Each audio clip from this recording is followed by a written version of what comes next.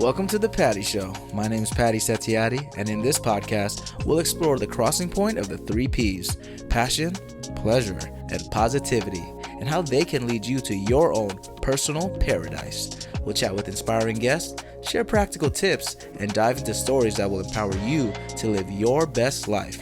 Let's get the Patty Party started. The Patty Show, everybody. Woohoo! Yes, wow. Great energy from my lovely studio audience today. A lot of culture today. Mixed culture.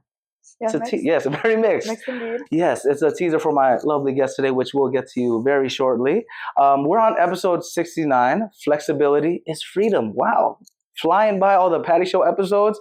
Happy New Year, everybody. Woo! Yes, this is coming out in New Year's. Hope you guys are having a blessed and safe time, whatever your goals are, hope you guys reach them, arigato, all that good stuff.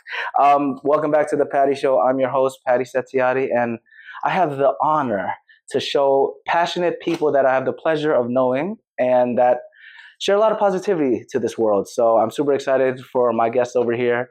To my right, I have an intro coming for her.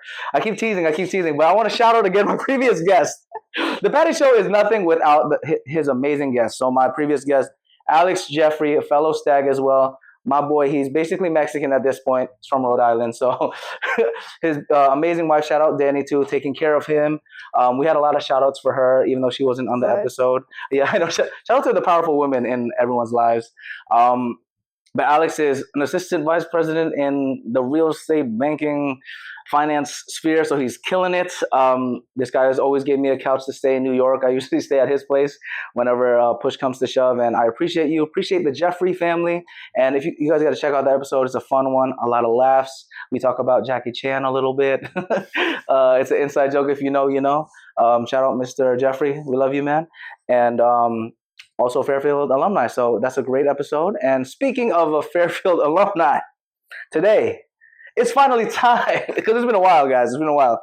Joining me today, she is a multilingual, travel-loving, electrical engineer, mastermind, okay?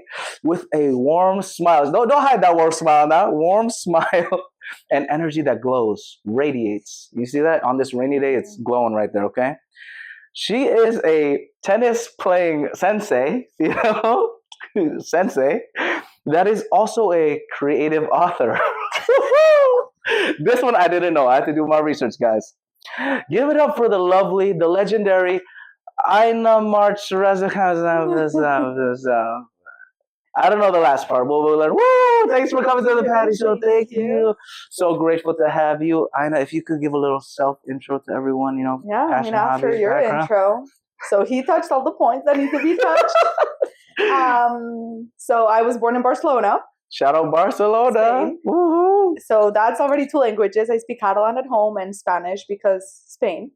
And my dad is from Madagascar. He immigrated. And they speak French over there. So I grew up speaking French as well. And I speak English too, because I learned when I was 14, 15-ish. That's when I kind of could hold a conversation. So yeah, I grew up speaking all four languages and then decided to move to the US because I played tennis growing up.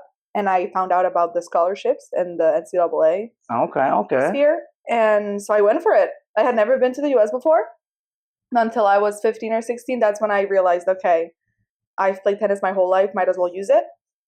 And so I visited the US in the summer, did a couple showcases, got scouted, and then, came back 2 years later for college in Connecticut.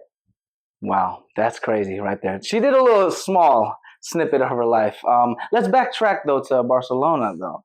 So born and raised, basically, in Barcelona? Born and raised right outside Barcelona. Oh, my goodness. That looks so much like a lot of fun. I want to adventure over there. How did your parents meet, by the way? You mentioned, you said your dad, immigrated?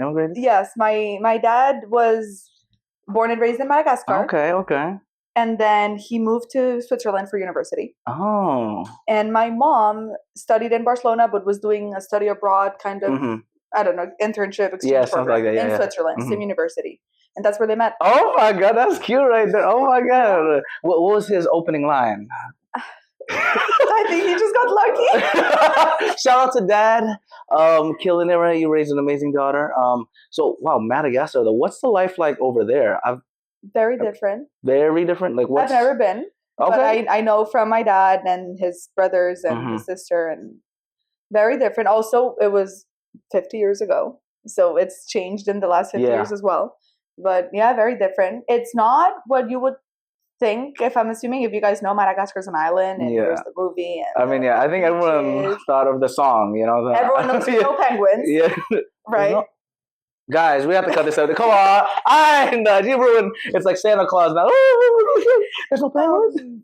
Oh my goodness! But it's a very big island, and so the middle of the island is very much city-like. It's not what you would think, like tropical, like beach town or anything. It's a city, proper city, very hilly, mountains, and that's where my dad grew up in the capital, Antananarivo. Whoa. Tana for the locals. Oh, that's in Indonesian. Tana means land. Oh my God! No way. We were talking off camera about the language. Oh my goodness. No, it's gonna come up. So yes, he grew up in a big city, and he went to French school at some point. So that's how because Madagascar used to be a colony. Oh, shout out to the French. They're everywhere. They're everywhere. So I'm half colonized, half colonizer. So I'm neutral. You're Switzerland now. And then they met in Switzerland. They met in Switzerland. They knew it was gonna happen. They knew it was gonna. That's actually crazy. Yeah. So he grew up speaking both. Malagasy is the language over there, and French. Okay. And also English. And all those. Just school. And he chose to speak to me in French when I was born because he figured it'd be more useful. Mm-hmm. And the life was very city-like. He would tell me he like walked to school, but like in the city, in the hills, come back home for lunch, go back to school again. And then in the summers, they would go to the beach. Like they would get a van and go to the beach, but it'd be like a whole road trip. Oh my God, that sounds like so much fun over there. Very not tropical. Yeah. What do you imagine? Wow. Yeah. So you said you've never been back, but you know some of the like a little bit from your dad and stuff? From my dad, but yeah, he's never taken me. So well, you already know a lot of languages anyway, so I feel like that's... I'll go by myself. No, it's going to have to be my fifth language, and then I'll go. There we go. We'll have to learn. If anyone is a tutor out there, we'll try to learn. My dad. Oh, yeah. Shout out to Dad. You're right. Shout out to Dad. So he's back in Barcelona then right now? Yeah, both my parents are back there. My whole family. Okay. Well, now going to the Barcelona side now. Your mom is fully from Spain then? Like, yes. Fully from Spain. Catalonia. Oh, Catalonia. And then there's a dialect over there too, right? That you... So it's a language. But yeah, Catalan is the language. Spain has 4 co-official languages, actually. So Spanish, obviously. Then in the Catalonia region, Catalan. In Galicia, they speak Galician. And then in the Basque country, it's like the north, it's touching France. The big surfers over there, they speak Euskera, like their own language, Basque. That sounds kind of cool, actually. Man, all these names are awesome. So yeah, we have our own language in the region. And that's what I grew up speaking at home, as well as Spanish and French. What's the difference between like a traditional like Spanish and then like that? Honestly, it's like Portuguese and Spanish and Italian and French. It's just one more of the Romance languages. Yeah, it is a little closer to Spanish just because like location and the sounds and stuff. But it's a whole language with their like its own grammatical rules and all of that.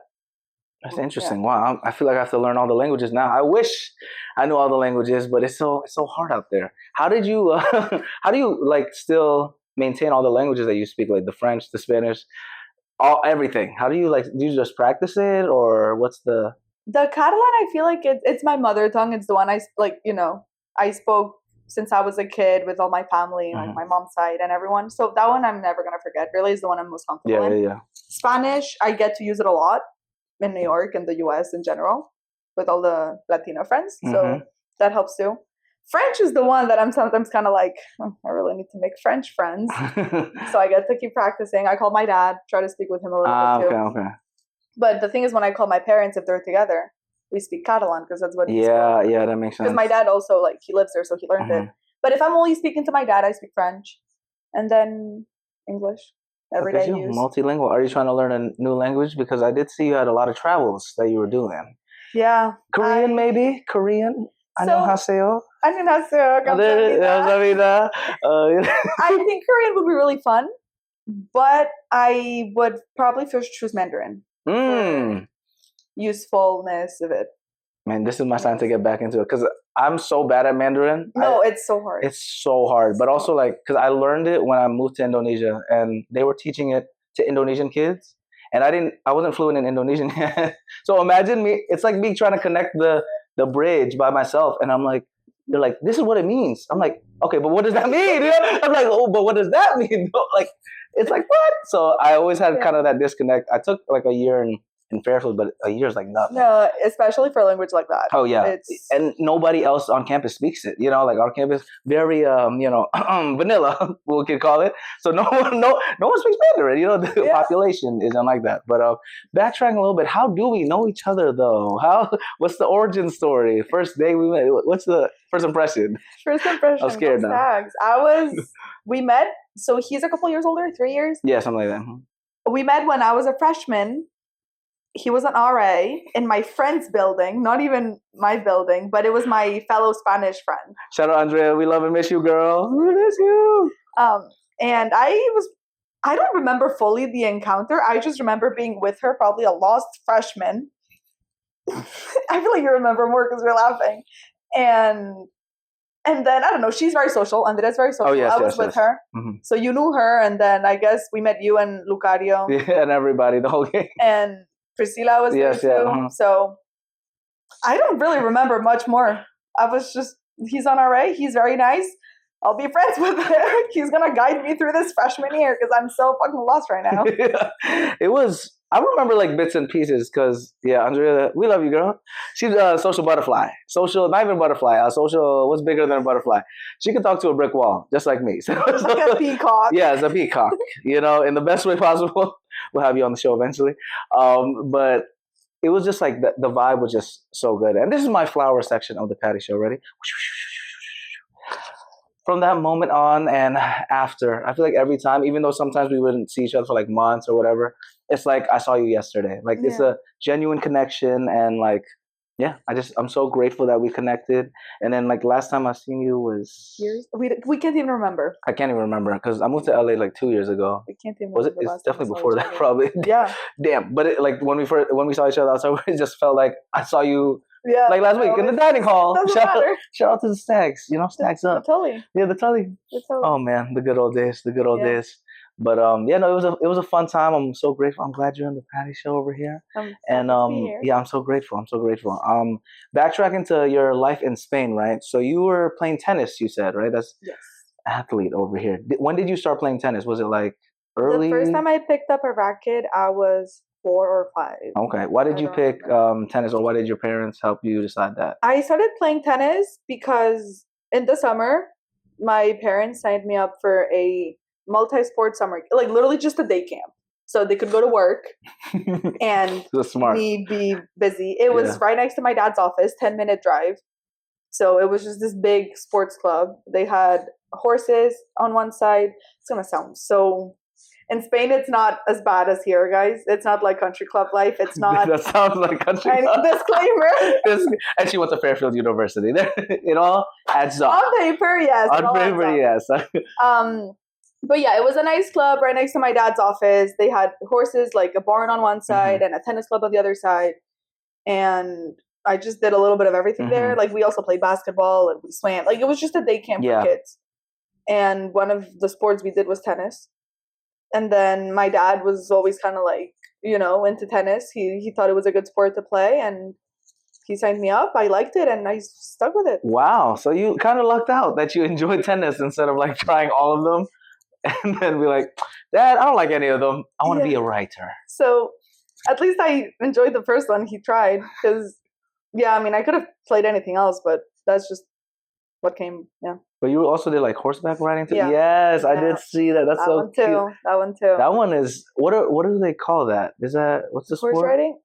There's a bunch of different disciplines. I think in this country, the most similar, I mean, I did eventing, which encompasses 3 of them, which is the dressage. It's like the triathlon of horse riding. Okay. That's how I see it.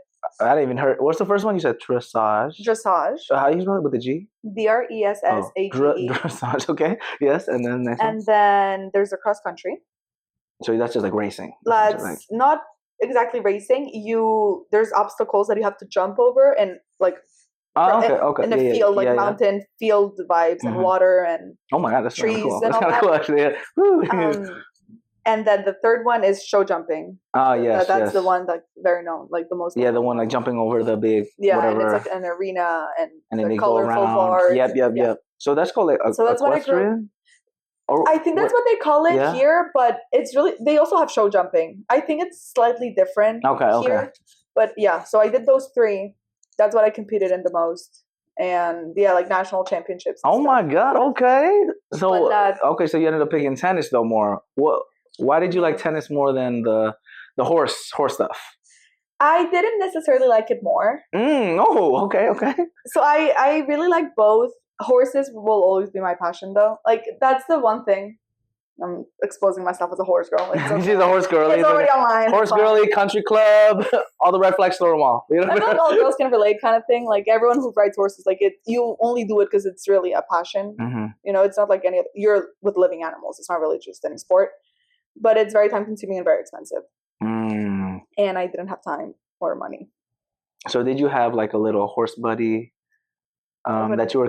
How does that work? So you grow with the horse? So like, I mean, some people. I'm curious. I'm like, don't they? It's very different. Depends on how like the barn you're at and how much money you're willing to spend. Like horses eat a lot. Very different capacity. I never owned my own horse.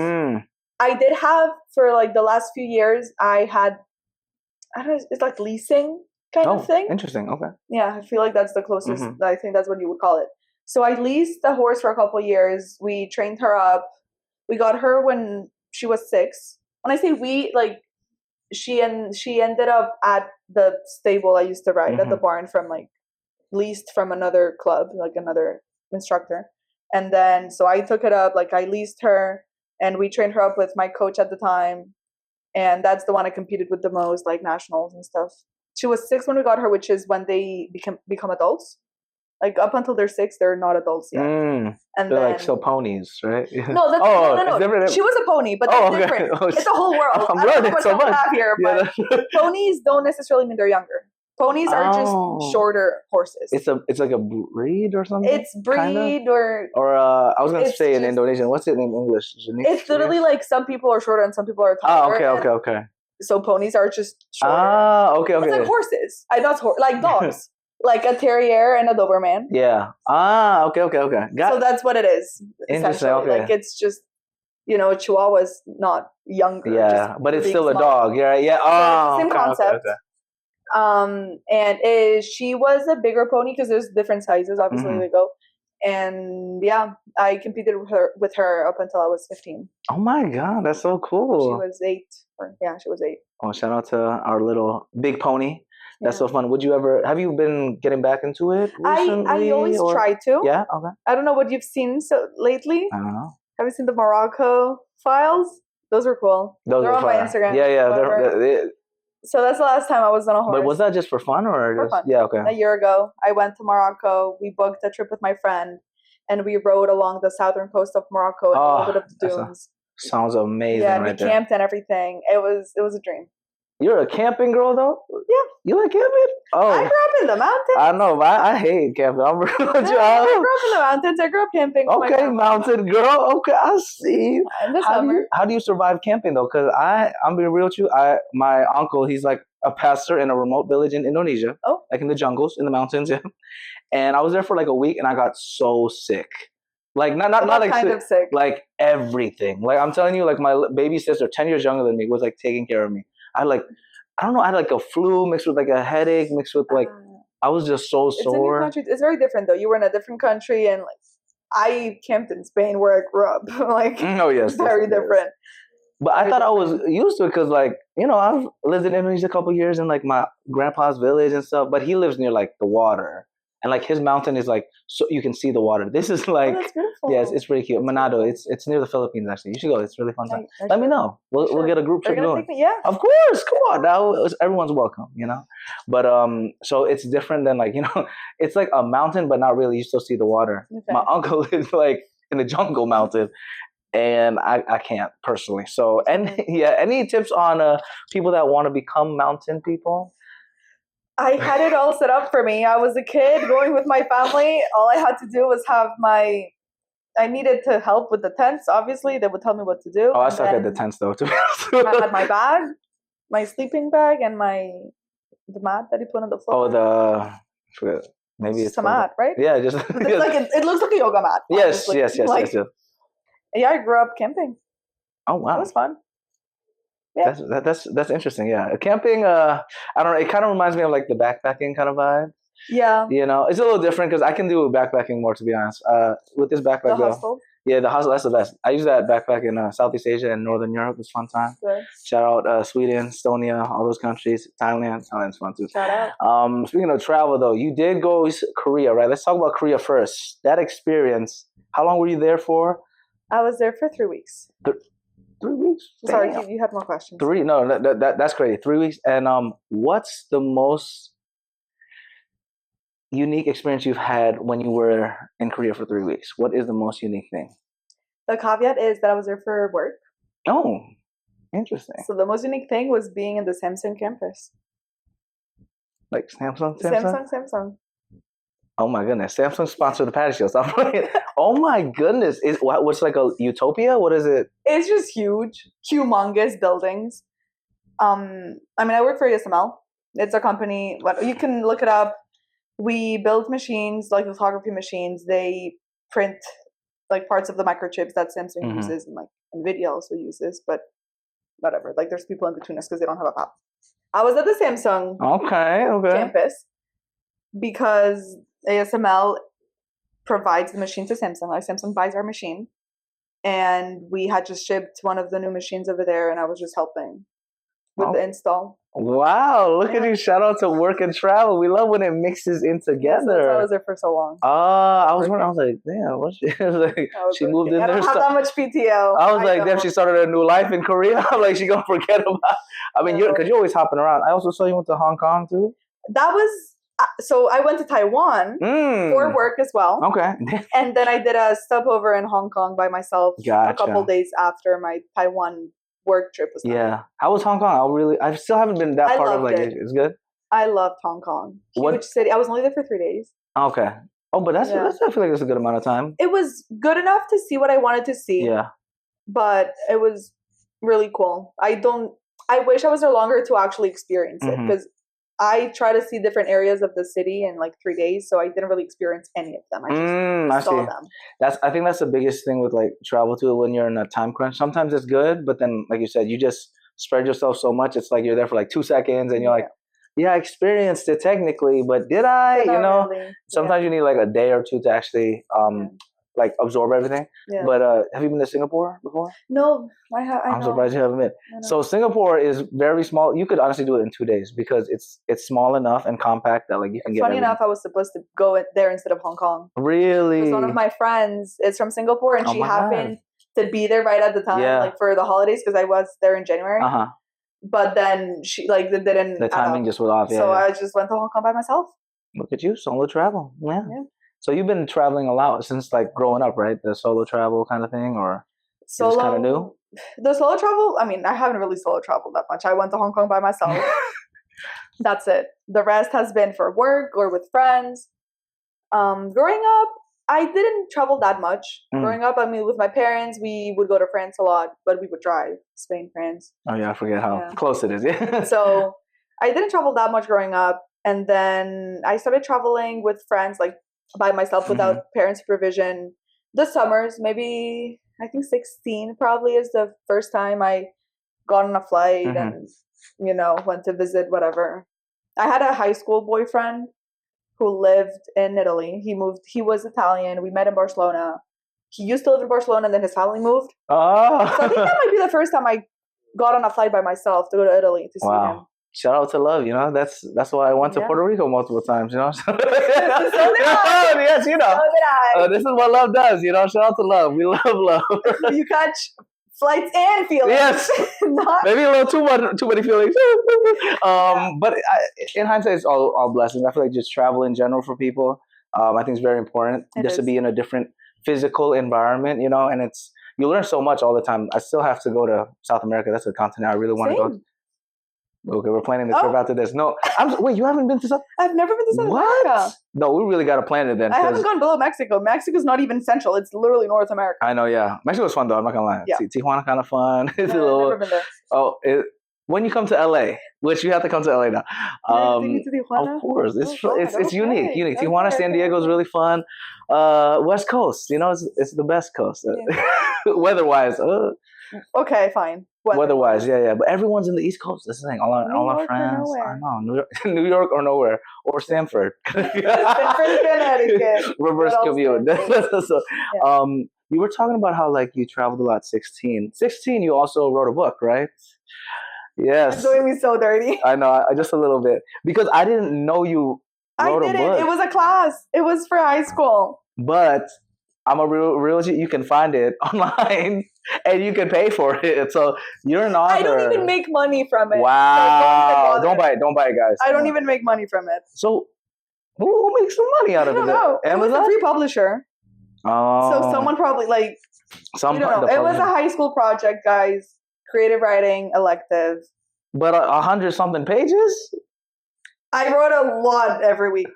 That was the only thing we did in that class. Every week for class, we had to write and continue writing the story, and the teacher would help us like shape it up a little and correct stuff. Yeah. What was the name of the book? No. I think I have the name somewhere. Well, it was like a sports story. Some sports story. I was still learning English, which is why they signed me up for. Okay, let me give you the backstory. Okay, please. I grew up going to French school. Okay. Mm-hmm. Just like a French middle and high school. Mm-hmm. And then in the middle of high school, when I decided I wanted to go study in the US with tennis, I transferred schools. Okay. And I transferred to an American high school because the schedule was easy with the tennis academy. Mm-hmm. They were all like kind of coincide. Yeah. Mm-hmm. So that's why I moved to that school. And they thought it'd be a fantastic idea for me to sign up for creative writing so that I could improve my writing. And oh, damn. So they did me so dirty. Yeah, they were like, you need help. They're like, your English is not as good as it should be. Here you go. Let's make you write a book. Yeah, for real. So, that's the story. Okay. So the reason. So that book is just me learning how to write in English. Like, I didn't have good English before. Probably not after either. Yeah, I don't know. You have great English. I understand you completely. Thank you. Maybe the book like had what is it called, delayed results. A couple years so that's after. Why I wrote a book. Well, fun fact, guys. Just take a creative writing class and you'll get a random book and get published. I thought you were just like a passionate writer out of nowhere, but I guess sometimes you get forced to do things and it's out in the internet. So. Yeah, it's out there, guys. There we go. Well, shout out to that funniness. But you did mention the tennis kind of academy or school you were doing. Yeah. Yes. What is it called? The Club Sanchez. Yeah, Sanchez Casal. Okay. Academia Sanchez Casal. I think the name's changed now a little, so I think it's just called Emilio Sanchez now. Whatever you can find, it's all online, guys. No secrets. Mm-hmm. And they happen to have a school adjacent with it. And that's what I ended up doing. I went to that high school and played tennis. It was all like a scattered schedule. Ah, okay. There's a couple in Florida. One of them is very known where Sharapova went. I don't know. I forget the name. But they have a lot of connections all around. It's just a very common thing to do with sports like tennis, like individual sports where it's harder to train.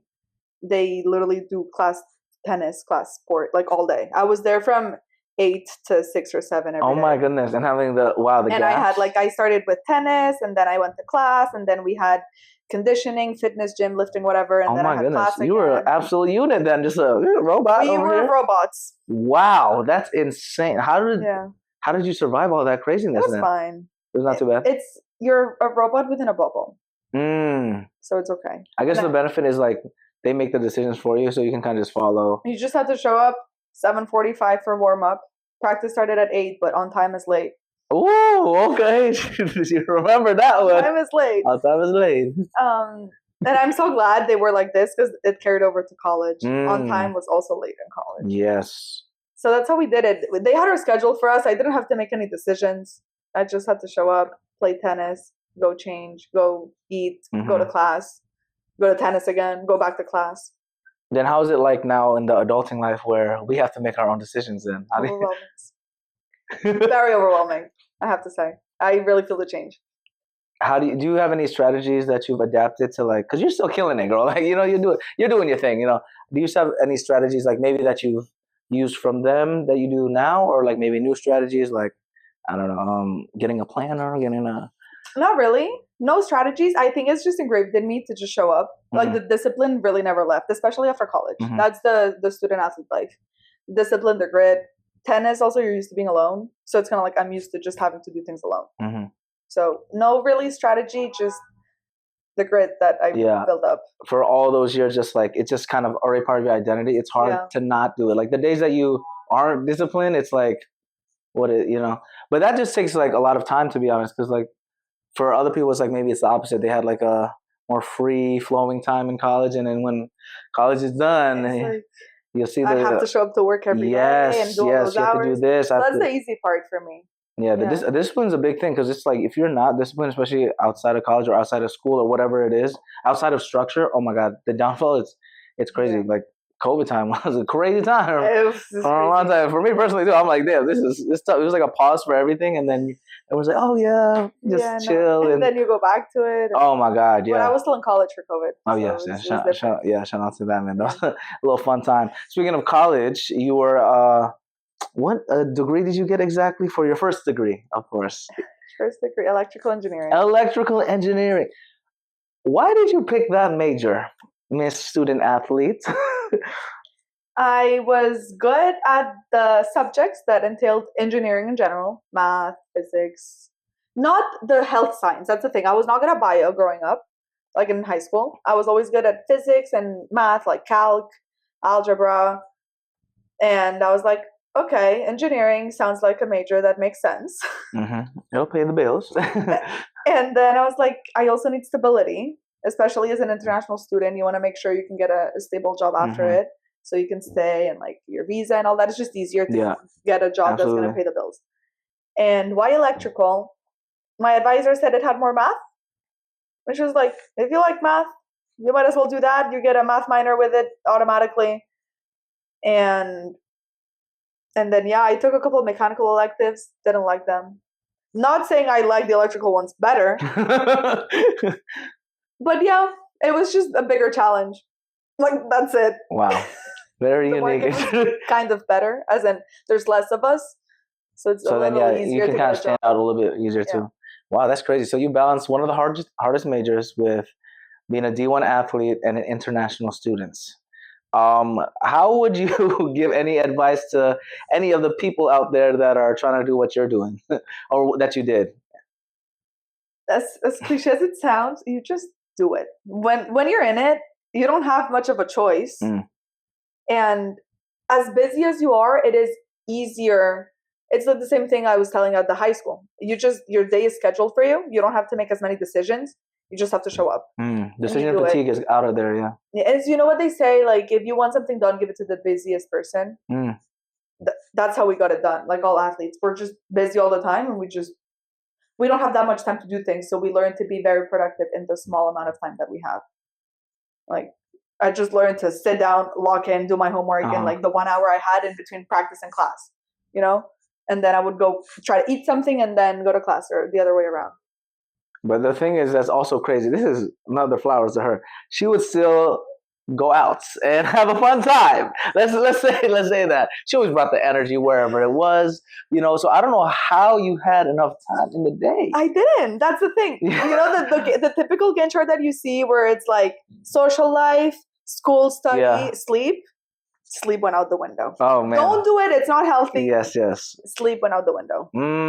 What's the worst nights that you had of sleep? No sleep at all? No sleep at all during finals. Oh man. I always procrastinated my papers, so had to finish them overnight. Damn. You should have just showed them your book that you did. You're 115 pages of amazing creative writing. I was smart enough to have a draft or like an outline or something at some point. I was capable of not procrastinating the outline, but the actual writing, Red Bull in the library. Man, shout out to Red Bull in the library. I was never alone. I have to say, there was always someone else there. So. Oh my God! Do you do any all-nighters now, or? No. No, okay. See, sleep No, is very that's important, it. y'all. But I mean, honestly, that's just real talk too, because like the balance part, especially if you really want to achieve something greater than like the average person, is you have to make sacrifice. Like I feel like I'm on that right now with LA. Just like you have to, sacrifice. Yeah, you have, you got to sacrifice your sleep somehow. Like I'm up at 4 a.m, and then I do this, the 9 to 5, then the podcast, the acting, and everything. But it's because I love it. Got to do it for the family, do it for myself, and that's why we're here in New York City. You know, with the legendary Ina herself. And I can't pronounce that last name, but I want to eventually one day. You How will. do you You speak Indonesian. I feel like you have enough background. I gotta try it one time. How do you? It's Raza Kamanansoa. Kamanansoa. So close. So close. It actually does sound a little Indonesian. No, actually, I'm telling you, it is like that might be that root language. Yeah. Because it's the same the Latin letters that we use, but there's not as many letters as English and Spanish. Really, what letters are out? The alphabet. I don't know which letters are out, but and then the reason why I know this, there was this professor at Fairfield who saw my last name somewhere at some point. Yeah. And she emailed me and she goes, "Are you from Madagascar?" And I'm like, she was in the language department, like nothing to do with what I studied. I don't know how she found my name. And I'm like, this is insane. Anita, do you know her? Anita. Oh yeah. Anita. She knows everything. She did the Peace Corps in Madagascar. My God. So the woman knew, she was fluent in Malagasy. And I started meeting up with her, like just to catch up every once in a while because she loved talking about it, like my dad and the language. Oh my God. And that's how I know so much about the language because she had to learn it. So she would tell, because my dad grew up speaking it, so it's very different for him to talk about the language. Yeah. But for her, because she had to learn it from scratch, she was able to give me like real solid background on it. Oh my God, that's so fascinating. Wow, yeah, no, because in Indonesian, alphabet is also similar to like Spanish. It's A, B, C, D, E, F, G, H, I, J, K, L, M, N. You know what I'm saying? Like all of the, and then we rolled our R's a lot too. Same in Malagasy. See, there we go. All the languages are kind of just, that's crazy. Tana means land, you said, or something? So the capital is called Antananarivo. So I wouldn't be surprised if Tana means something. We just use it for short because Antananarivo. Yeah. But wow, that's crazy. Oh my goodness. Have you done any of those like ancestry tests, like the blood ones? The 23andMe. What's the tea with that? They're not accurate? I forget what the results were, but there were a bunch of like Spanish, Portuguese, and stuff on my mom, like the mom's side, of course. Mom's side, and then on the other side, none of them said Madagascar. Really, not at all. Not at all. But I don't even know. It's because they don't really know what. Yeah. I had a bunch of different African ones. I don't remember which ones. I think I had Sudan there at some point. Oh yeah. But all sorts of different ones. Like, but except for Madagascar. Madagascar wasn't there. There were just different regions of Africa that kind of made sense. More like on the eastern side because Madagascar is on the east. Yeah. And I forget if I had any Asian at all or not, but we were talking about this. My brother, two of my brothers did the 23andMe. Did you do the same thing? Yeah. They have pretty identical, like it's a little off a little bit, but our majority, it's Filipino majority. Even though I have no family that I know. But it's because so close. Yeah, it's just geographically close. Yeah. But we're like 1% from Madagascar. I didn't even have the 1%. That's crazy. Like, I don't understand. First of all, like our far ancestors, they're really good to go from Madagascar to Indonesia. That's a long trek in just the ocean without like any technology. Just like maybe a boat. I don't know. Do they swim? Like probably boats. Like, or maybe like a plank of wood. Just like. And also, the Indian Ocean can be rough too. Oh yeah, it's not, it's not the sea. We got the good genes that we passed away. That's resilience right there. No, that's insane. So you didn't have any. Wow. It didn't say Madagascar in any of it. I thought the mix made sense though for it to end up being like my dad is from Madagascar, but also I think my great grandfather is Dutch. Also colonizers. They were my colonizers instead of the colonizers, they were the religious, like the Christian. What do you call them? The evangelists. Yeah, the evangelists. Yeah, evangelists. Yeah. They made it to Madagascar. The Dutch ones. The Dutch were everywhere. Indonesia too. We have a lot of words from them too, actually. My company is headquartered in the Netherlands, so I great. There. You're going back to our enemies. Come on now. And no, what I was gonna say, because the Dutch are not really known for their food. They steal our food all the time. That's what I'm saying. But because they actually were in Indonesia, all the Indonesian immigrants in the Netherlands make great food. Like the Indonesian food in the Netherlands. Oh, I gotta go there. I haven't been. Oh, you've been there a lot. I've been. Oh my God, I need to go. That's the thing. Like whenever you go to a country that used to be a colonizer, eat their colony's food. That's a good tip. Life tip. That's so good. Oh man, I really want to go to Indonesia. I mean the Netherlands part of like basically little Indonesia, because I know so many people migrate there. So it's like Indonesians, we either go to the Netherlands or Australia. Like Yeah. there's Yeah. because Australia's just like our neighbor right over there. Yeah, Maybe yeah. Singapore, I guess, but yeah, the Netherlands. I really want to go. Like their language has a lot of similarities to us. Like opa oma means grandpa and grandma. Okay. Kulkas is refrigerator. You know more than me. You know, that's so funny. So that company that you work for now, why is it Dutch? How did it start? I started there. I don't know. ASML. Look it up, guys. It's all over. She's like, I'm tired of work. You know, I've been working all day. She's been working all day, and that's why we appreciate you coming to the Patty Show. Before your work life, though, you had a lot of stuff that you did. You also worked for KPMG. No, that was or like an internship. I was an internship, summer internship.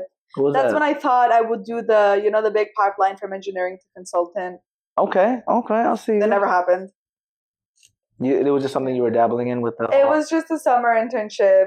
Like with KPMG Spain. It was during COVID too, so man, it didn't turn out the way it was supposed to. And then just at least you tried it on. Touch of the consultant world. Yeah. Well, what about it didn't you like about the consulting? It's not that I didn't like it. It was COVID, so everything was online. So it wasn't even realistic at all. I didn't dislike it. I did hear they had crazy hours, which is well known. I just didn't end up applying for those jobs afterwards. It just didn't happen. Yeah, the consulting world is kind of crazy. My brother's girlfriend, she's used to work at McKinsey. Yeah. And now she's like switched to like Google, YouTube, so it's a little bit better, but it's still like that type of role. Yeah. But it's crazy hours, it's like you're basically on call almost all the time. Like shout out to my contract work with my tech people, that's what I love about it. Like even though it's like uncertain, at least I know after a certain time, close that laptop. They can't and you're done. That's it. You can't contact me. Sorry guys, I'm on contract. So I guess that's a blessing. You kind of find the trade-offs. The stability though is definitely something that's good, but also like, is it really though? This job market is so I do like the stability though. For now. Then we'll see if I want to venture. But for now, the stability is okay. Interesting. So what's the day-to-day like for you? Is it just like you go to office, you reverse commute, right? I reverse commute now. I used to live in Connecticut, so I just drove. Pretty much just your good old 9 to 5. Lately, yes. Before, when I used to travel, I would still get my hands on the machine. But now that we've shipped most of the machines and I switched roles a little bit, not big change or anything, but kind of like I'm not hands on anymore. Yeah. Damn, that's crazy. I mean, you also had a lot of cool experiences at Fairfield. I saw you did this competition thing with our amazing, people, Prince, Cheesy, Rachel, Tobena. It was for like a conference. So we won something at our conference. It was our electrical and like the engineering senior design project. Like it's all engineers need to do it. The project was designing it was like how to apply bioengineering in sports to get the youth like interested in engineering. And our target audience, because we were just looking at the pipeline, like of who ends up studying engineering, they're all like the backgrounds are usually just like more privileged backgrounds or more stable. So our target audience was like underprivileged youth who play sports. We would build we had like a jump tracker, we had a push-up counter. I forget what else we had. So we built all of those from designed them and built them. That was our design project for the kids to be interested in science, basically, and try to get them in the future to be interested in STEM. Wow. And I think you guys went to like the combine too? We went to the NBA draft junior, I don't know what it's called, NBA draft junior combine. With our tools, and the kids were there. Like there were a bunch of groups of kids. I guess they do that every year before the draft. And we showed them our tools and playing with them. Like we did a whole day, field trip with them. Wow! Oh my God! In Chicago. In Chicago, wow! And y'all won first place. Oh, that's great. No, so that's how we just went. Oh, that was a competition. Okay. What you're referring to is a conference, like the NBEC conference. Yes, Northeast something. It's like a bioengineering conference, and our project won some section. I don't know. Shout out to them. Well, shout out to all the classmates because I love them all. I'm gonna have them on the show eventually. I haven't seen them since forever, all of them. You still talk to Rachel though? And Yeah. I'm going to see Rachel. Oh my God! Where does she live now? London. Oh my goodness, Yeah. girl! What's she doing She in moved London? to London. What? Oh my God! Yeah. What is she So- doing there? She works. In London. Wow. Gotta get another. It's my time to go back to London. I love So- London. London's a fun. Yeah. Have you been to London? I've been. often? Yeah. I've been. What's Couple your times. favorite thing about London? I love the contrast between the old and the new. Oh yeah. I yeah. love that. And you walk around and you see, I mean, I'm going to sound American, but like, even though I'm not, but like an old proper church Mm. and then a big skyscraper like right next to it. And it's like you can walk everywhere and you see everything. Yeah. I know, That's what strikes me the most. It's kind of fun. Yeah, I'm not gonna lie. I love it. And then like the tube, The tube. the tube with the little voices. It's so deep. Life. I know That's it the was. one thing. The tube. I'm not claustrophobic or anything, so I'm fine. But rationally, scary. You go very deep underground, and like you could just keep going. The escalators, the stairs, they keep going down. If there's a fire, Like, what do you? Yeah, exactly. I I remember don't know. there was like no signal. I'm like, this is like really all the way down underground. It's very deep underground, and getting out of there takes forever. So, I'm sure they have regulations and safety, but rationally, it doesn't feel. Like Just learn how to run. That's a good thing. The athleticism's still there. You know what I'm saying? yeah, I try. Speaking of, but you been into running though. You told me off camera. Huh? Yeah, into running. I run now. Like guys. everybody today, you know. I don't even have Strava though. Oh, good. To be fair, I used to have it, and it was. I it was freestyle addicting. my runs. Oh my God! Like, I just She's run. chaotic, right? I'm so chaotic. That's My runs are so chaotic. oh my God! I can't even run if my Apple Watch is not doing it. I'm like, I'm stopping. Like, I can't. No. What? I run to move. That's the thing. I just run to. I mean, Good you thing. always had that kind of energy, you know. Yeah. But damn, so you talking like no phone, no headphones, or I'll play some music. okay? Oh, I run without music. That's the thing. I Okay. ran without music too. It's kind Actually, of good sometimes. I don't mind it. Yeah. If there's like background noise and things going on around me, Yeah, I don't yeah, mind yeah. it. It's- In New York, there's always things going on. Oh no, yeah. And like So- that's the thing, like, cause I'm in K Town in LA, so there's like, yeah, it's fun. That's where you gotta go. It's like K Town. Perfect. 안녕하세요. All my neighbors are like retired. I love that. They're cute. Like That's so cute. they're like, and then they try to speak Korean to me. Because And they think. yes, and I'm like, I'm sorry, I'm Indonesian. They're like, oh, But I'm like, do they even I don't- know what's up with them? I guess they know a little bit. I think some of them speak English, but there's At least one. you're not Japanese. I know that would have been. That would be rough, Right. especially if they're old. Like they. Oh yeah, I mean- too recent for them. arigato, but Arigato gozaimasu. I know Japan is crazy. I mean, they even went to Indonesia too, so Yeah. they're the Asian colonizers. So Yeah. but they try to make up with it with the anime, the sushi.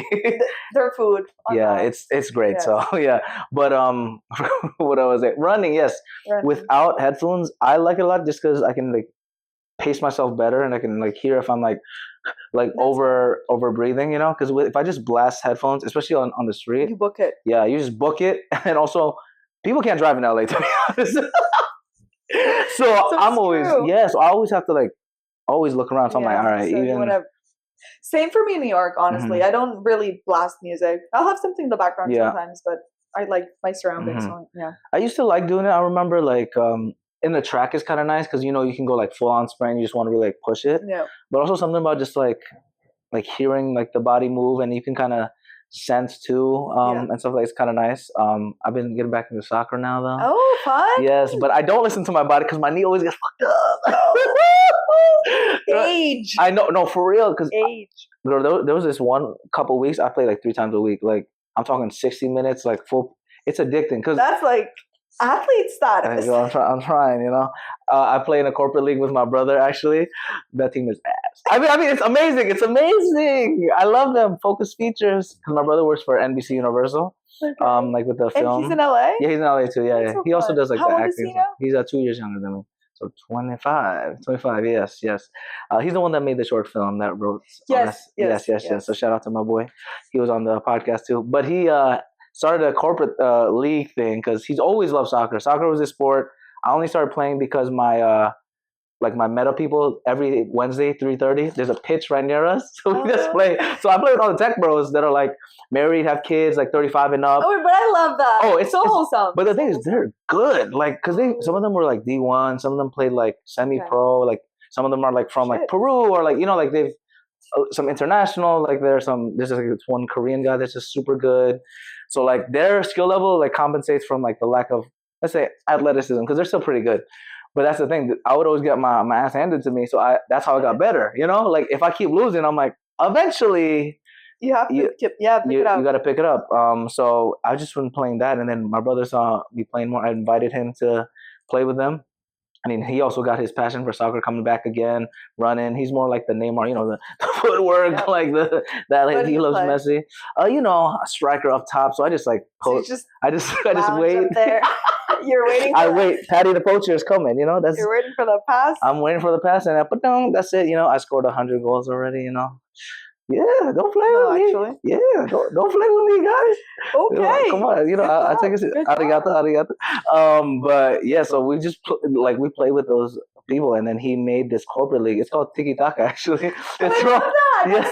Tiki Taka. That's Barca. Yeah, it's a Barca. And I think the owner, he's from Barcelona. Yeah, so he started it in Barcelona. I'll show you later. It's called the Tiki Taka Nike something. Okay. You might know it actually. I might know. Yeah. You probably. You might have stopped by. Nike and Barca and everything. I don't know. Yeah, 100%. So he has one in LA near one of these spots called the Grove. It's has all the fancy malls and everything, but there's this big park over there. Yeah. And so he has regularly for people that are intermediate, advanced-ish, where there's a corporate league where my friend would join. And we have, speaking of friend, say hi, what's up? This is Jack. Come in real quick. He's the owner of this amazing place. My brother Jack, come in. Hi. Yes, what's up, brother? How are you doing, bro? Thanks for coming. Yeah, he hosted the Patty Show right here. So shout out to my boy Jack over there. Continuing though, about the soccer thing and everything. So yeah, so he has this corporate version of it where it's I think KPMG actually is one of them. What level do you play though? It's so that they're actually pretty good. They're intermediate to advanced, these people. Right? Oh. But that's why I say I love my focused people, but we finished the season goal difference 56. We haven't won a game. And there was one game that was really bad. It was 13-1. No. But I scored that game, so it's okay. It's okay. I'm sorry. I love you guys. But that's all I'm gonna say. I don't want to linger too much because I have a couple of them on the podcast. I love you guys. Thanks for the support always. But yeah, adulting, my knee. The other day I was playing in the cold in Boston, just randomly. No, pick up. Is your hamstring okay? Because that's what usually gets me. Really? The cold, running, hamstrings. For me, my hamstrings are just really good. It's I'm telling you, it's my knee. I don't know why. I still deadlift and everything. It's just I don't know why. I think it's because of my plantar fasciitis, because my feet are really wide, and then these soccer cleats are just they're just very. So it's yeah, and they have loosened up because I said 100 goals. So it's so it's getting used to it, and now it's not too bad, but I still have I think I have it here. Oh, this thing. To roll. Yeah, to roll the thing over there. I don't know what the name of that. What was that called? That's I don't know. Some form rolling thing, right there. There you go. So that's what the adulting kind of thing looks like, in the new space. So running though. So do you still play tennis though while you're doing it? Every once in a while, not often. Yeah. Are you mainly a singles or doubles? Singles. Okay. Doubles is more fun though, but I played mostly singles in college. Yeah. Oh, but you've had some fun games with your doubles partner. Shout out to the tennis girls out there. Yeah, freshman year. Yes. Oh my goodness. Doubles. And then I ended up just playing singles the rest of my college career. What would you say is the biggest difference between winning a singles game and then a doubles game? What's the biggest?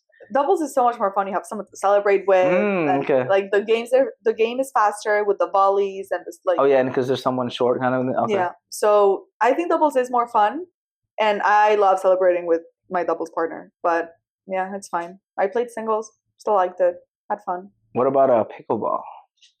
Yeah. As a tennis athlete, what's your opinion? Very controversial. Controversial. I want to know. Please. I played, obviously. I don't dislike it, but I see it more as a recreation than a sport. Oh, interesting. All the pickle patties are gonna be upset. I'm not saying it's not a sport. I know it is, and especially when I was growing and there's more there's like a lot of techniques leagues and now too. strategies Yeah. As in, like, now, okay.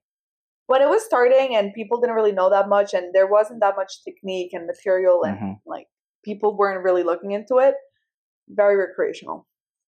Nothing against it. I have fun. I like it. Like, it's very easy to pick up from tennis. Yeah, no. So- And also I got kind of decent with it when I realized it's actually low-key closer to ping pong. Yes. Right? Yes. It's a mixture between tennis and ping pong. Yes. Like, very good there's the mixture. running and the shifting, but And the plastic ball. exactly, the plastic ball. ball. The plastic ball. The rotation part, like, I did a commercial shoot, which I signed an NDA, so I can't say too much. But let's say there was one part where we had to have like stills or pictures of us playing pickleball and video of that, and I was just having the time of my life. I was like breaking the sweat, having so much fun because I realized you just Are you good at ping pong? Oh, I'm disgusted. Okay. But it's the same thing as soccer. So when I went to Fairfield, they had that table, you know, the one in the campus center, right? So wait, we never played. that's actually crazy, right? Yeah. I used to play with, I think I played with Andrea before. Probably. Yeah. So I used to play all the time. I played with some of the volleyball girls too. Like Manuela, shout out to you. She helped me a lot because I would always lose against all the international people because everyone would play the international like engineers that are from like India, China. They were disgusting. There, oh my God. And there was this one guy that used to be in the basketball team, super tall. He had crazy reads. So I would keep losing, 0 to 21, 0 to 21. Like I said earlier, if you keep losing, after a while, you have to win. Because if not, it's going to be a travesty. So I ended up just keep playing every single time. Play with Jan, King of Coco, my brother. And then I started beating people. Started beating my mentors. I ended up winning finally. And then I even beat my dad recently. Wow. I did like an Indonesian church tournament where I did okay. It was outside, so like the wind always affects. Always the wind. It's me making excuses a little bit, but pickleball. So then when I started, I was like, oh man, I can just crank that spin or like slice it. Slice it. Woo! Slice it. They were so confused. There was this one shot we did. I kid you not, I almost felt like my shoulder was gonna pop. I went straight, whoosh, and then the guy comes to get it, literally just whoosh, all the way to the other side. He was like, nice. What? Nice. Hopefully that commercial comes out. Oh man, because that would have fire. I need to find the tape somehow. But pickleball, recreational, definitely. I want to get back into it. Are there a lot of? Have you? I haven't. I've played in Connecticut a little bit. That's as far as I've gone. Yeah, no more comment on pickleball. Sorry, I just don't have much.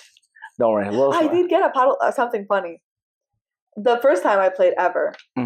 I ended up playing for like 4 hours at the club I was at because two of the guys there saw me playing. They're like, wait, like, you come from tennis, definitely. Like, we can see it in your strokes. And they're like, have you been playing pickleball a lot? I'm like, no, it's my first time. And they're like, what do you mean? There's no way. Like, you're so good. I'm like, guys, it's just tennis. Like, any tennis player could pick it up the same way.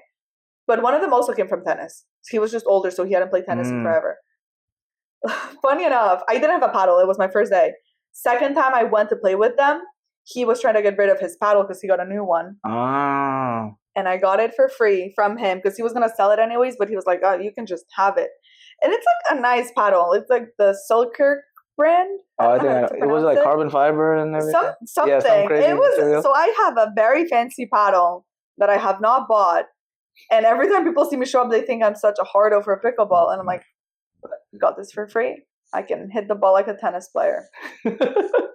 No, yeah, my brother has the because he works for NBC, so there's the Minions, Despicable Me. Yeah. So he has one that he got, and it's like a kid's paddle. So whenever we wait in line, because it's just the Minion ones on the waiting. So they're like, who's next? Is this some kids? And I'm like, it's us, sir. Sorry. But yeah, no, pickleball it's a unique thing, but I think people take it a little too seriously. That's why That's what I'm saying. Like, bro, recreational. Exactly. Like ping pong is different though, because that one ping pong's harder. It's way harder. You know how fast that ball is? It's crazy, just like boom, boom, boom. Small like the small movement. window. Yeah, the court is so small that the ball comes back to you so quick. I know, it's crazy. Like that's why I love it so much. It's so fast paced, but it's also fun playing against people that play far. Oh my God, that's a fun one because you can when you get that little finesse, spin it and bounce and just rotate. We never played that. I didn't know you were nice, but I realized she's tennis. So I'm like, we have a ping pong thing at the office now because now they decided to be all techie. How like So now I play. Watch out. I'm about to Back get into practice now. Oh, let me know once you pull up in K-Town. We'll find there's a lot actually randomly out. I think it's outside, but there's less wind in LA, so It's fine. it's not. Oh, it's Outside is nice. Oh, she's talking trash. She's like, outside is nice. I can even play with my phone. You don't believe me? You win.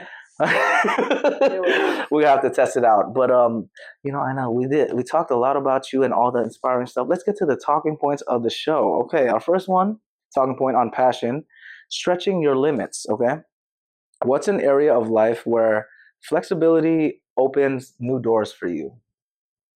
There's a lot of ways to look at this.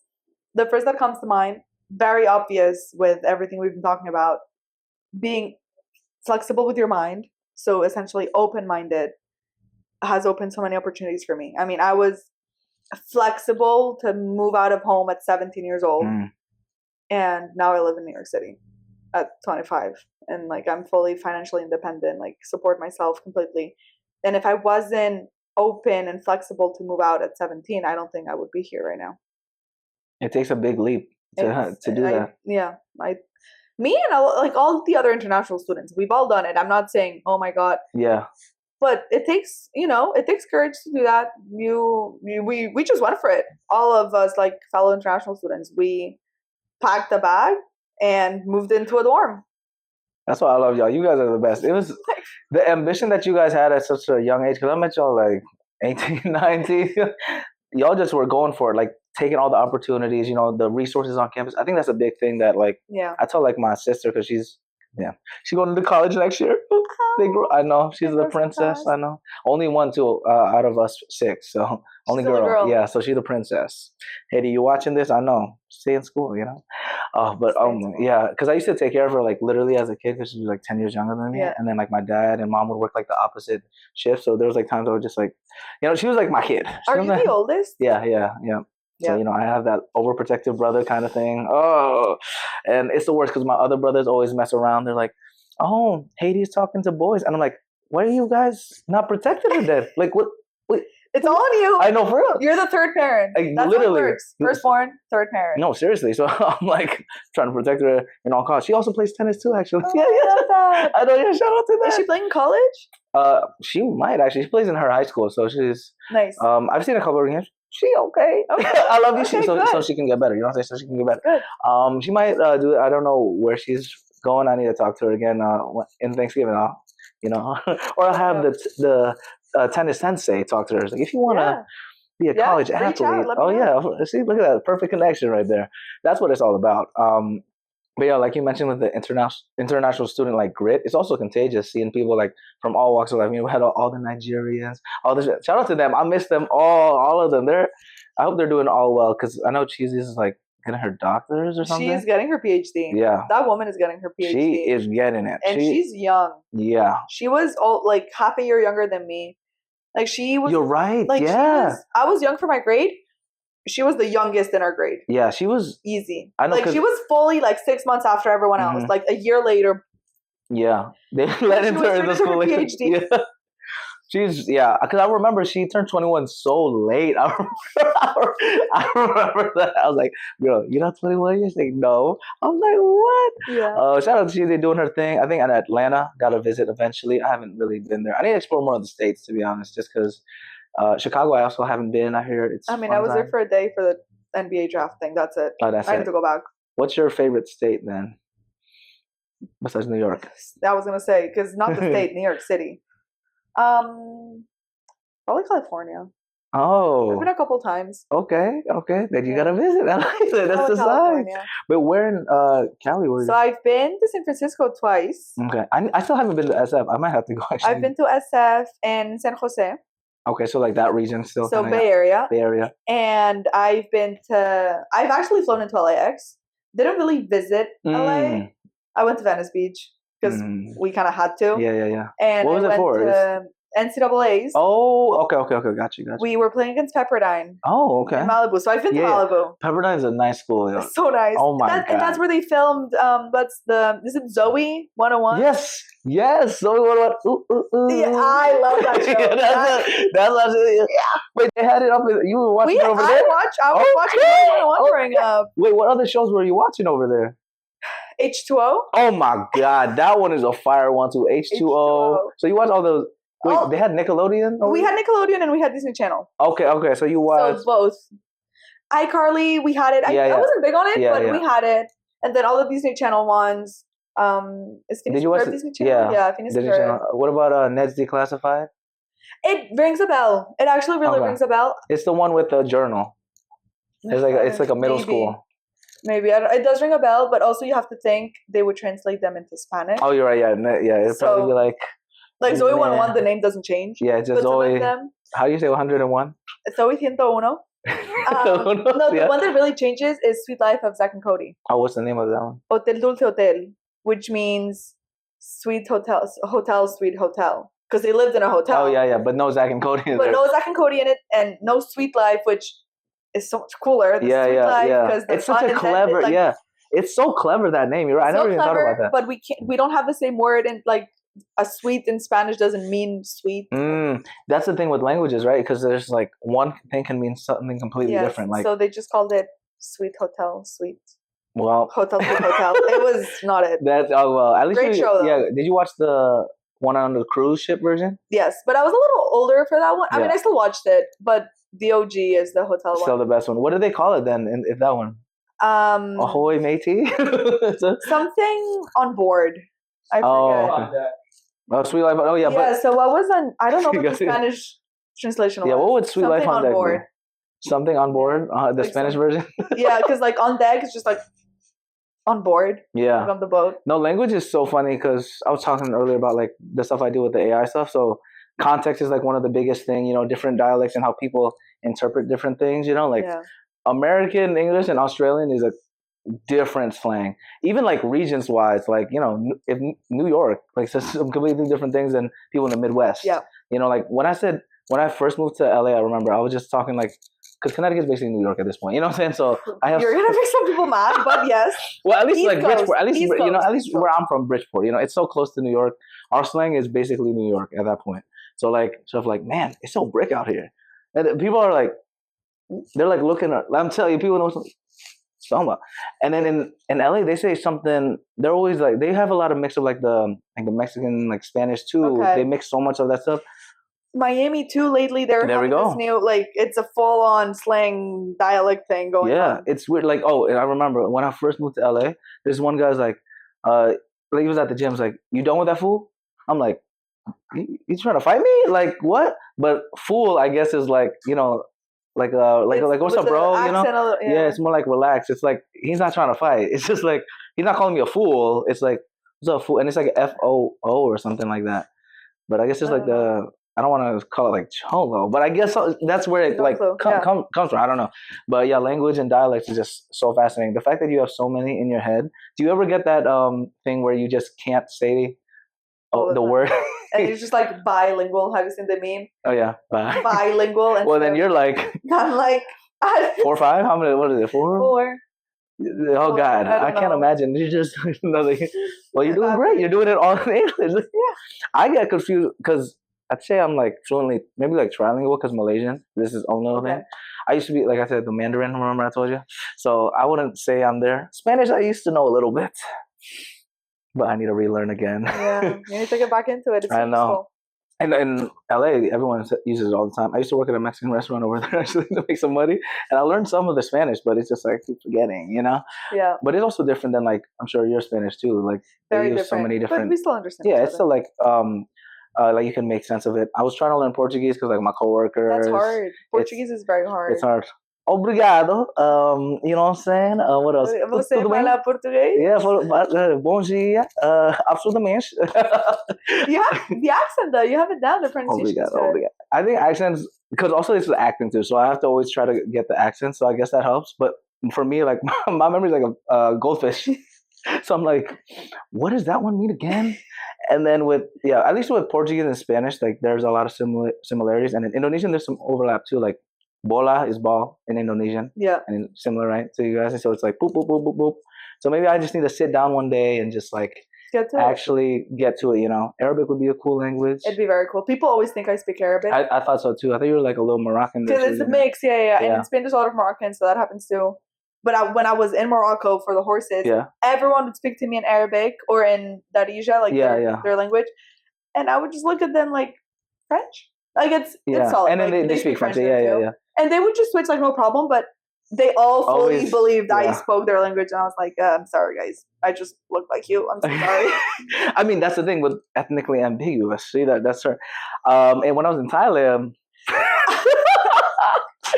it was man, and because whenever I go to a new country, I like to learn the greetings and stuff. So that every time you have to say, like, if you want to say like hi or greetings, like Saudika or Saudika, depending. I forgot which one is for which gender, but I used to say it all the time in like the 7-Elevens and everything, like Saudika, and then they're like, and I'm like, nah, bro. But you faked it well enough that they thought. That's good, right? That's when impressive. I can blend in. Good sign. One day I'll learn. I just wish I knew all the languages, but I don't want to do all the work.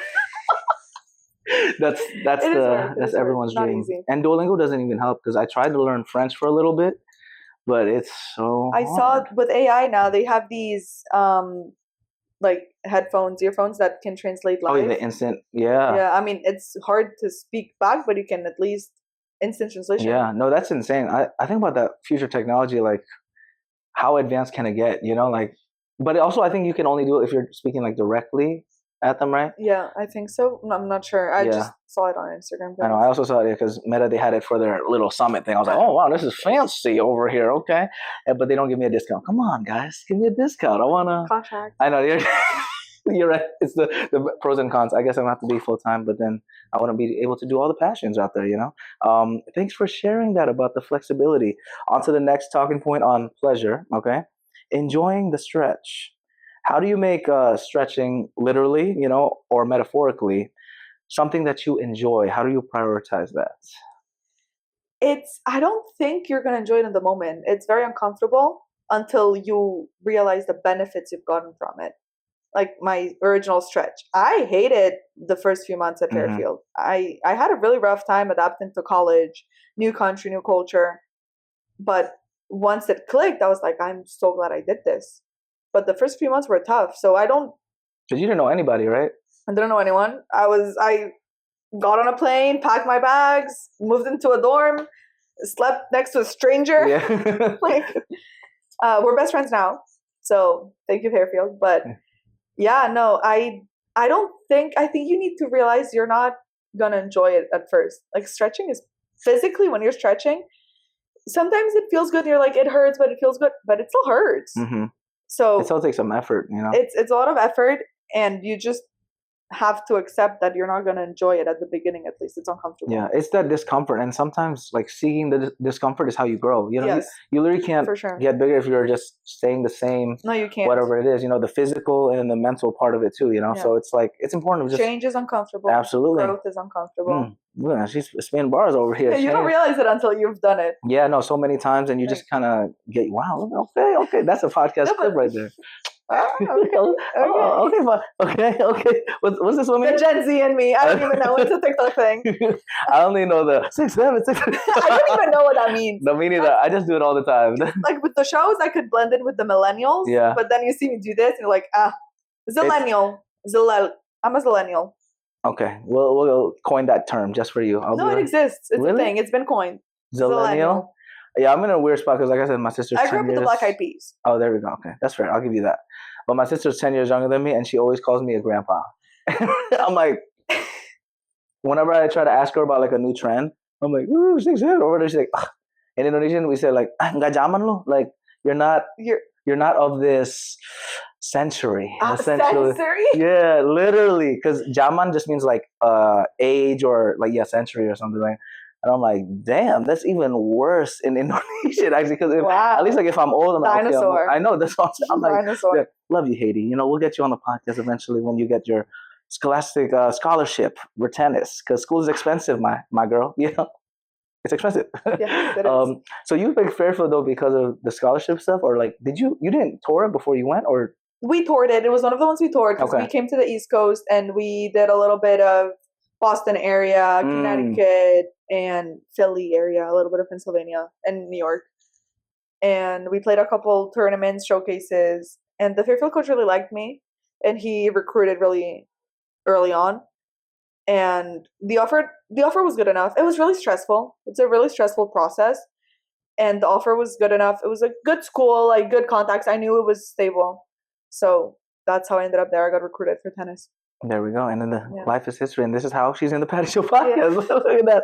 Because she was getting out of her comfort zone. That's a big deal. People don't realize, going on a plane and completely different environment, not knowing anyone, and then now you're conquering that stuff. And you even got your master's degree? Yes. Yes. Thank you, COVID. That's my one silver lining. You got what is it, management of technology? Yeah, that's what they call it.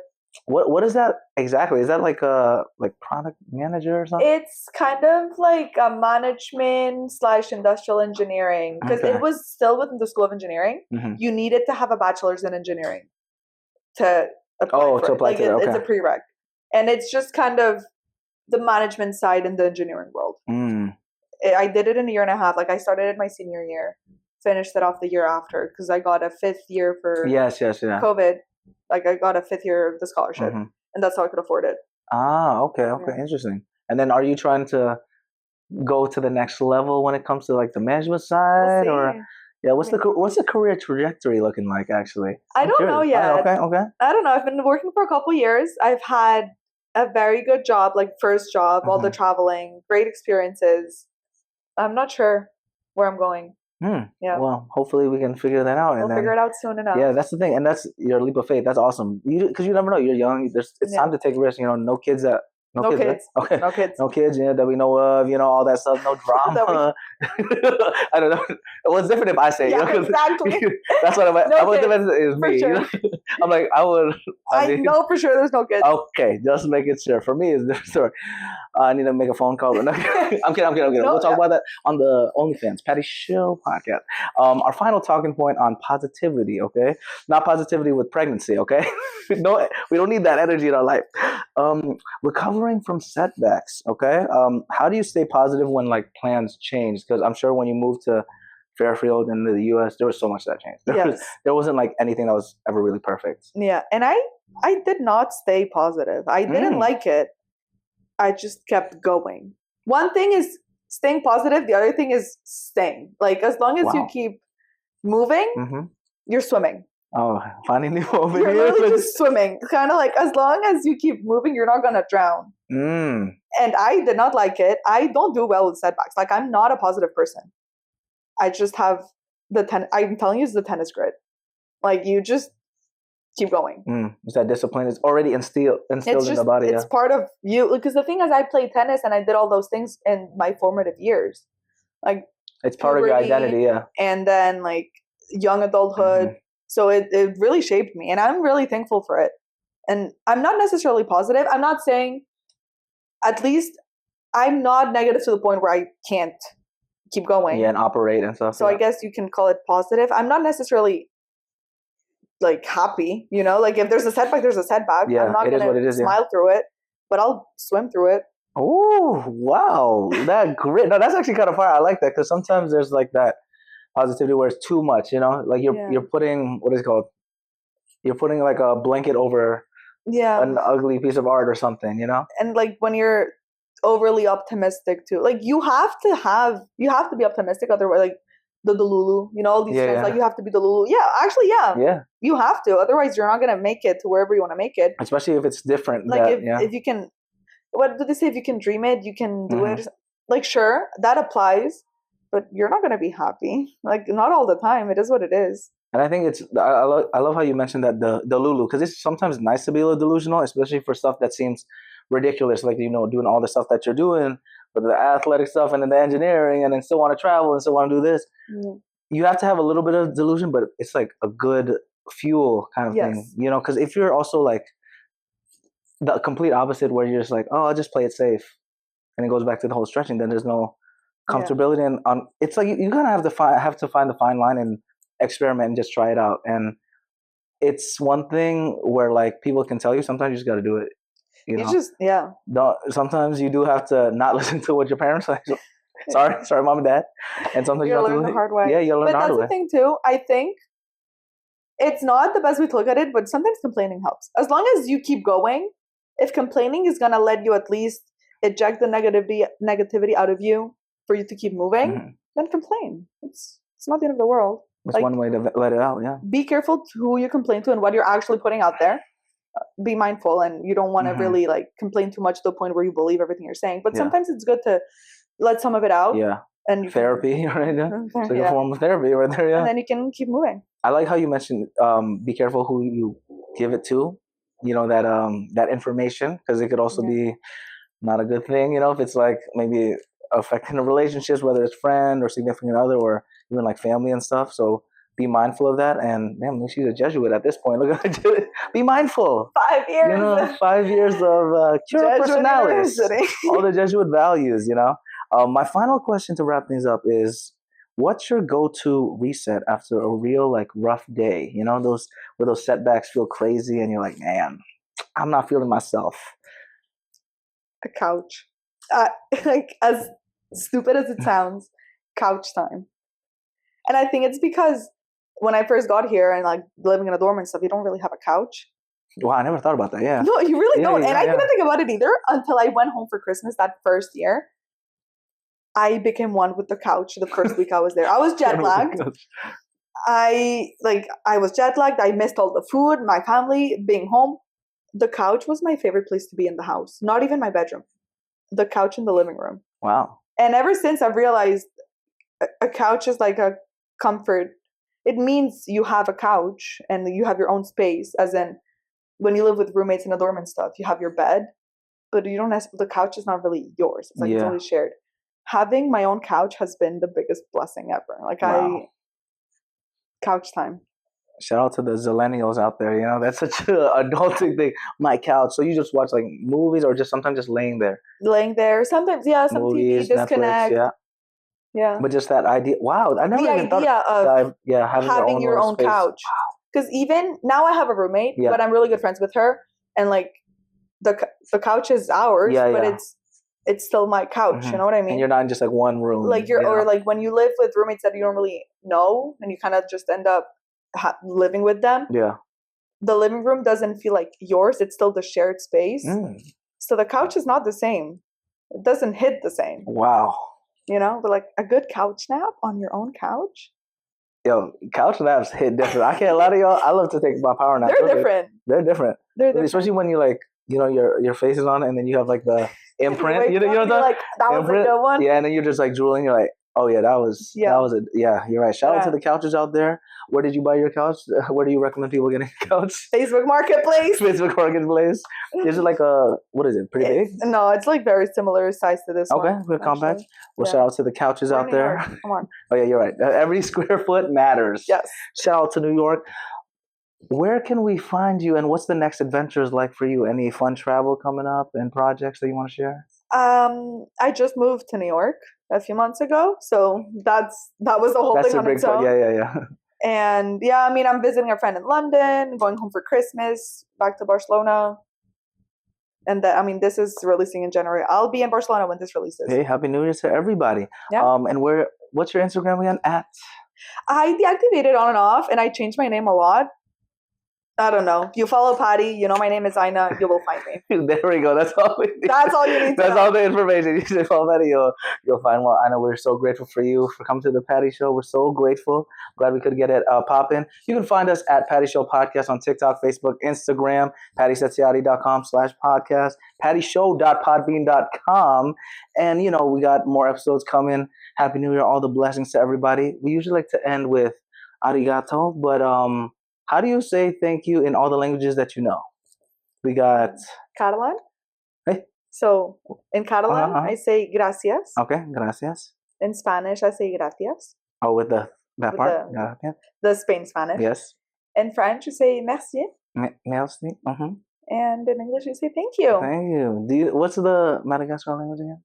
Malagasy. Malagasy? I don't know how you... We'll learn that eventually. Okay, This is how we're going to do it, so we remember, okay? We'll do exactly that order. So the Catalan first, Spanish, French, English, and then we'll do arigato for just bonus. We'll do on three, okay? Let's see. Together? Yeah, we'll do like back to back, okay? Let's try. Ready? 1, 2, 3. Gracias. Merci. Thank you. And arigato. Woo! Thanks for joining me on this episode of The Patty Show. I hope you had as much fun as I did exploring the crossing point of the 3 Ps: passion, pleasure, and positivity. If you want to keep the Patty Party going, follow us on Instagram, TikTok, YouTube, and all social platforms at Patty Show Podcast. Share this episode and leave a positive review. PattySatiati.com/podcast, as well as pattyshow.podbean.com have got more of your Patty Show needs. In the meantime, keep passionately pursuing your personal paradise. Arigato.